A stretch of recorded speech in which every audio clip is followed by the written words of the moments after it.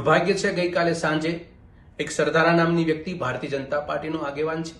અને એક પીઆઈ કોઈ છે, એ બેની વ્યક્તિગત મામલો ઝઘડાના રૂપે પ્રવેશ કરે છે, માથાકૂટ થાય છે અને એમાં નરેશ પટેલને ખોડલધામ આવી જાય છે. આવા તો અનેક કિસ્સા ગુજરાતમાં બને છે. આની પાછળ ભારતીય જનતા પાર્ટીનું ષડયંત્રકારી ખોડલધામ અને નરેશ પટેલ વિરુદ્ધનું આ એક કાવતરું હું સમજુ છું. ગુજરાતમાં આ સમાજ એક સંગઠિત સમાજ છે, એક પ્રબુદ્ધ સમાજ છે અને એ સંપ અને ભાઈચારાને તોડવાનું કામ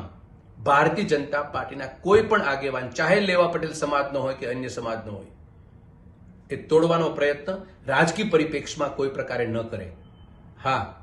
ખોડલધામ અને નરેશ પટેલ એ વ્યક્તિગત તમને કોઈ ડેમેજ કરવા માટે પ્રયત્ન કરે તો તમારો એ વ્યક્તિગત મામલો છે, પણ સંસ્થાને ડેમેજ કરવાનું કામ કે સંસ્થાને નુકસાન કરવાનું કામ ભારતીય જનતા પાર્ટીના આગેવાનોએ કે આકાઓએ ના કરવું જોઈએ. આ વિવાદ જ્યાં સુધી મેં તપાસ કરી ત્યાં સુધી આવો કોઈ વિવાદ સામાજિક વિવાદ નથી. આ કોઈ એમનો આંતરિક વૈમનસ્યના કારણે આ પ્રશ્ન ઉપસ્થિત થયો છે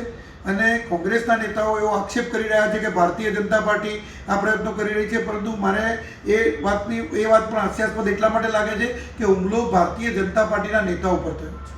અને ભારતીય જનતા પાર્ટીના નેતા ઉપર જ્યારે હુમલો થયો છે ત્યારે કેવી રીતે ભારતીય જનતા પાર્ટી પોતાના નેતા ઉપર હુમલો કરાવી શકે? એટલે કોંગ્રેસ કોઈપણ પ્રશ્ને અને કોઈપણ મુદ્દે રાજકારણ કઈ રીતે રમવું અને રાજકીય રંગ કઈ રીતે આપવો, કોઈપણ વ્યક્તિનું આજે એની પર હુમલો થયો છે એની સંવેદના દાખવવાની જગ્યાએ એને રાજકીય રંગ આપી અને રોટલા શેકવામાં જ્યારે કોંગ્રેસ પડી હોય ત્યારે મારે સ્પષ્ટ કહેવું એ બાબતે છે કે આ જે હુમલો થયો છે કે આ વાત છે એમાં કોઈ